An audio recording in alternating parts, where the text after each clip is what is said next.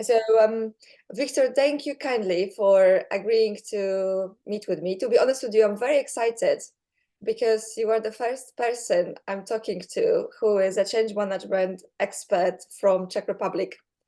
And I'm really, really looking forward to getting your perspective on what change management is, and your expertise and your experience. And I hope that the viewers are going to enjoy it as well. Thank you for welcoming me. Yeah. All right, Viktor. So question number one. So does a winner wear a crown, and how do you spot one? Okay.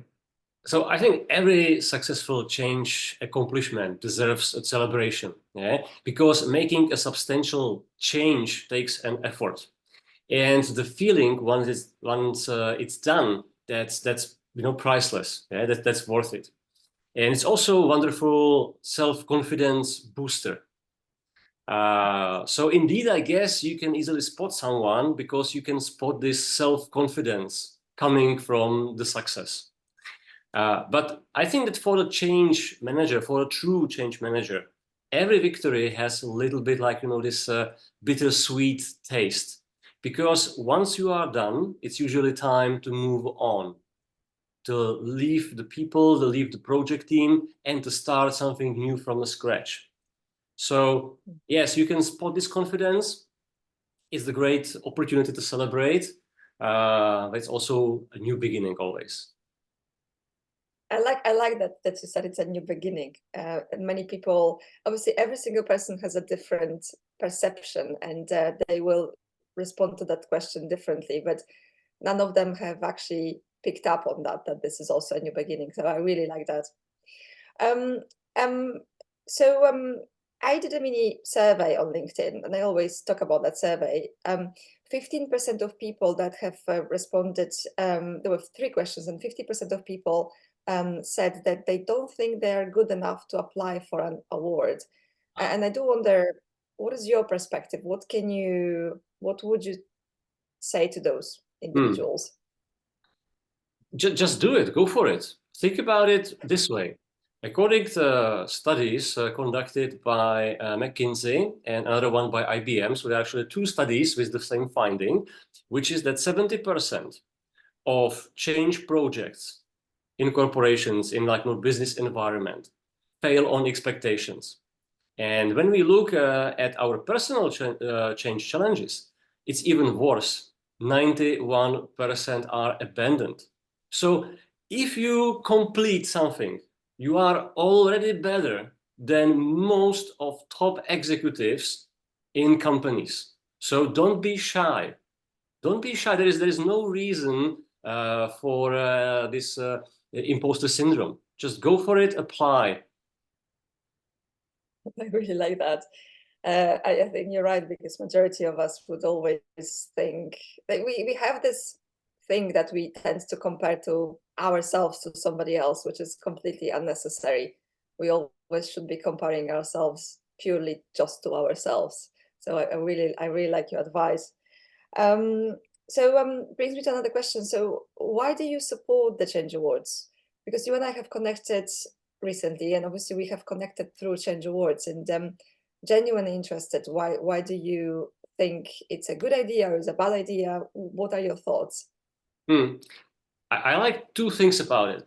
The first one is that it's a great idea, great opportunity to promote the change management, because the change management is still kind of rare skill set. It's underrated. It's often misunderstood. Sometimes people mix it with project management, which is not. I always say that the project management is part of the change management toolbox. So the promotion of this skill set, of this agenda is important. The second thing that I like is that you build the community of people around that. And so the change managers, the true professionals, they now are not alone. They have the community, the group of people where they can go connect with, share their experiences, ask for advice. So this kind of connection it's very strong, it's very powerful. Yes, thank you so much. It's the community is being built by themselves, really, because it's, you know, we've only provided a platform, if you wish, Hmm. for that recognition that you have mentioned. But I love it that community is being built, and like you said, people are connecting, and they know that there are others coming from the same experience with the same ideas for the future. Which brings me to the next question. I'm really keen to understand from your perspective, what are the misconceptions, the biggest misconceptions in change management? And particularly because I alluded to that before, I wanted to really understand whether the misconceptions that you are observing in Czech Republic are similar to the ones that we are observing here in the UK. Okay. Well, there are many misconceptions, right? But right now, probably I will pick just one because I think that's the most frequent and the most dangerous one, actually. And I call it the just do it trap. Because people seem to believe, probably thanks to watching advertisements or online gurus, that the main secret to make change work is just do it. They rely on the power of willpower. But the willpower as the change management tool, it just really sucks, okay? Because the willpower evaporates over time and actually quite quickly. And moreover, how do you want to impose the willpower on an organization? Let's imagine that you have 200 employees in the organization, in your company, and you want to push some change through. So are you going to, create some kind of willpower, among all of them? That's nonsense. Willpower is a great catalyst to start the change, but not to keep it going. To keep it going and make it really work, you need a reliable system. You need a change methodology, the change toolbox that works basically irrespective of the willpower. And that's what I teach my students at the Change Management Academy.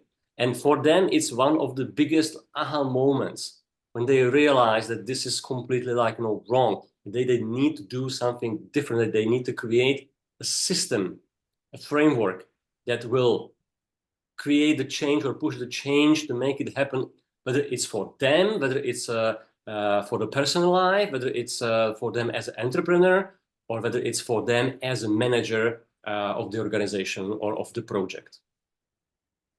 Yes, yes, I love that willpower. It only lasts for a second and then it evaporates. So you need to have a system that keeps it going. I think it's extremely powerful. Okay, so the last question then. According to you, and based on your observation, what is the future of change management? I believe that change management is more crucial than ever. Just look around us. Yeah, the world is changing at a warp speed, and there are new challenges that haven't been here before. And the world is more interconnected. The changes on one end have huge impact on the other. There are new technologies. The artificial intelligence, the biggest theme of these days, right? We see changes in society, in companies, how they operate. We see changes in the environment and how the companies and governments need to react to that. So a lot of changes just around us. And that creates a high demand for experienced change professionals. Because contrary to popular belief, we still are not very good in managing changes. As I mentioned already, this 70% of projects that just fail on expectations. 60% of top managers actually admit that they are not well equipped with the change management skill set because nobody is teaching us actually how to do that. So I think, the change professionals for sure will be in high demand, but also what I think is a mission for us to spread this know-how, spread this knowledge. That's what I want to do. That's why I founded the Change Management Academy, to give people chance to face their change challenges and to succeed. So to build that skill set more in the society. I really love it when you said that it's also about building the skill set in the society, because I often reflect how the change is being managed internally within organizations. And obviously, we have two challenges, let's say, us as a change management professionals. Challenge number one is that we are being brought to the project too late. Sometimes we are brought at the very beginning, which is rather helpful. But then again, every single project that we normally participate in, these are the projects which are happening within the organization, and they have a start and end date. Very rarely they actually impact key company metrics like the sales targets or bottom line. But what you are talking about is that, well, actually, there is an opportunity for that change management skill set to be utilized in the projects, or at least some of that expertise being utilized in places where you have an impact or potential impact on the key company metrics, or an impact on the society, which is actually not part of your business, but your external, if you wish, customer. I really like that. Yeah, you are right. Change managers are usually problem fixers. The organizations call us when they reach a point they are facing problems and they don't know how to proceed. Because at the very beginning, everybody believes, okay, we can do it. Yeah, we have people in the organization, we have managers, and we have some project management methodology in place, so that will be fine. But because people actually don't know how to put real change through, then they hit the wall. And once they hit the wall, they are looking for somebody, okay, pull us out of that pitfall, and give us a chance how to proceed. Yes, that's true. Yes, you're right. Yes, it's one of the afterthoughts usually, and it's sad, and it's one of those things that I really don't understand why people are stubborn in a way, because there is such a lot of study, not only there's such a lot of examples, such a lot of study that says you need to have that change management skill set at the very beginning if you want to make sure that the adoption of the new product, for example, that you're trying to implement is successful. Yet oftentimes very, very, very large amount of organizations are just going to blindly forget about it, or actually consciously not employ it. And I really do wonder why. It's a question that I really don't know how to answer. I think it's the basic misunderstanding of the change. Misunderstanding that the change requires very specific skill set.